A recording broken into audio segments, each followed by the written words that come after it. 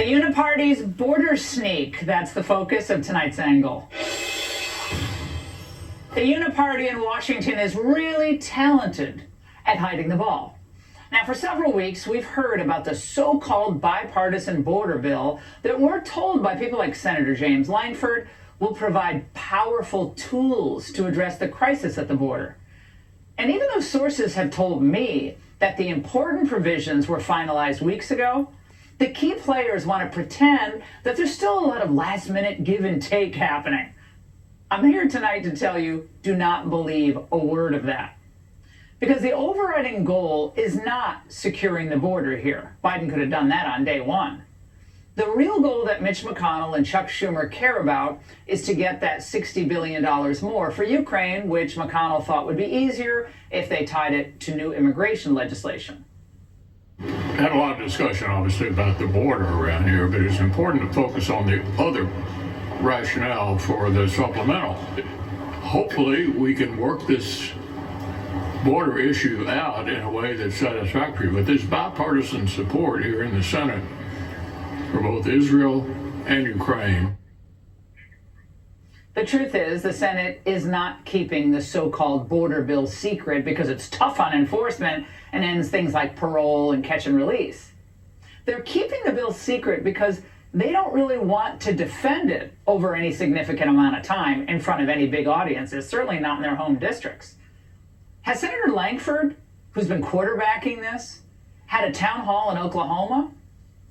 Why not? To try to explain to his constituents why any Republican should allow Biden to claim a border victory here? How is this tough on enforcement when Biden still has the authority to wave in close to 2 million migrants every year under this so-called negotiated border agreement? Now, these fossils in the Senate think Americans are naive or stupid or both. We are getting very close on the National Security Supplemental. We cannot simply shirk from our responsibilities just because a task is difficult. We plan to post the full text of the National Security Supplemental as early as tomorrow, no later than Sunday, leading to the first vote on the National Security Supplemental no later than Wednesday. Okay, so think about it. This is a classic swamp move, right? Release what? 200, 300, 400 page bill late on a Friday or over the weekend. You know it's not coming until Sunday. Then you force a vote on it just a few days later. Now, they wouldn't buy a car with this little information. They'd look under the hood, they'd test it out, right? But they're going to do it with this. Senator Mike Lee smashed this in an op-ed published today, saying the law firm of Schumer and McConnell spends months drafting legislation in complete secrecy.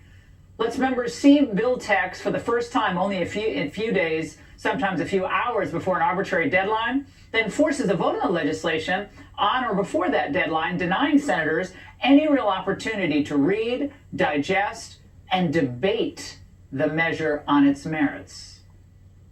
This is not just a cram down, this is a sham.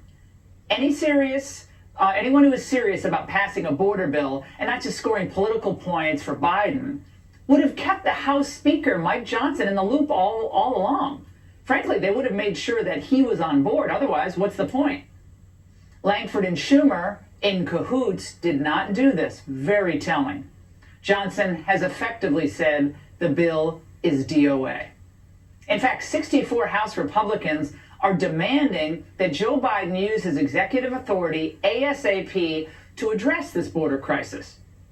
But in pretending new legislation is needed, the White House and the Senate GOP leadership is effectively giving the same message to the American people as those vicious migrants in New York. Yeah, the middle finger. This is a complete farce. And now even House Democrats apparently are threatening to torpedo the bill. Heck of a job, Mitch and Chuck. Nice going. Well, come on, guys. Americans see the truth here. They're becoming strangers in their own land, as criminal migrants are able to fly around the country using only a piece of paper as ID. And they're growing bolder, like those Venezuelan thugs in New York. These individuals, I went over their rap sheets yesterday, multiple charges, grand larceny, robbery, attempted robbery, grand larceny, grand larceny. This particular crew operated on mopeds and scooters. They were doing organized retail theft. They've only been here a couple of months. So what the detectives are telling me is they have crews here that operate in New York, do all their stealing, then go to Florida to spend the money and then come back. And I'm like, well, why don't they just stay and steal in Florida? And they said, because there you go to jail. And the anchor is like, well, I wasn't ready for that answer. Yeah, consequences in Florida. Oh, and speaking of consequences, there needs to be consequences, political consequences, for Republicans trying to force this bill 9 months before the election. Let the people decide this. Pro-amnesty Republicans, though, when you really think about it, would be really happy hamstrung President Trump from really shutting down the border and really deporting people if he wins in November. The former president calls this a betrayal. Is that what do you think of that characterization? It's certainly not a betrayal. It hasn't been released. How does he know it's a betrayal if he hasn't read it? I mean, don't be ignorant. Read the bill. Cassidy is the absolute worst. He's a big spending disaster. And dimwit, we can't read the bill because y'all are hiding it from the people. But nice try. Now we're going to stay on this and have comprehensive analysis of the text when this kabuki theater really gets underway. And that's the angle. Joining me now is Missouri Senator